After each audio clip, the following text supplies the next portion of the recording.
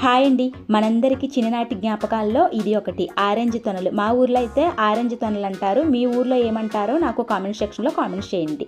వీటితోటి పుల్లగా తీయగా ఐసుల్ని తయారు చేసుకుందాం. ముందుగా మీకు ఎన్నైతే కావాలో అన్ని ఆరెంజ్ తొనలను తీసుకుని ఒక రోట్లో వేసుకుని వీటిని కచ్చాపచ్చాగా దంచుకోవాలి. ఇలా దంచుకున్న మిశ్రమాన్ని మిక్సింగ్ బౌల్లోకి వేసుకుని ఇందులోకి 1 గ్లాసు నీళ్లు, 1 టేబుల్ స్పూన్ పంచదార, కొద్దిగా నిమ్మరసాన్ని వేసుకోండి. మీ టేస్ట్కి తగ్గట్టు వేసుకోండి.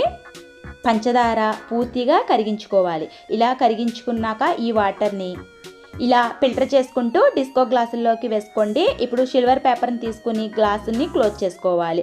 నైక్ తోటి చిన్నగా హోల్ పెట్టుకుని ఇందులోకి ఐస్ క్రీమ్ స్టిక్ని పెట్టుకోవాలి. ఇలా రెడీ చేసుకున్న ఐస్ గ్లాసుల్ని డ్రీ ఫ్రిడ్జ్లో 6 నుంచి 8 గంటల వరకు ఉంచాలి. అంతేనండి, ఎంతో తీయగా పుల్లగా ఉండే ఆరెంజ్ ఐస్ రెడీ. ఈ వీడియో మీకు నచ్చితే లైక్ చేయండి, షేర్ చేయండి, సబ్స్క్రైబ్ చేసుకోండి.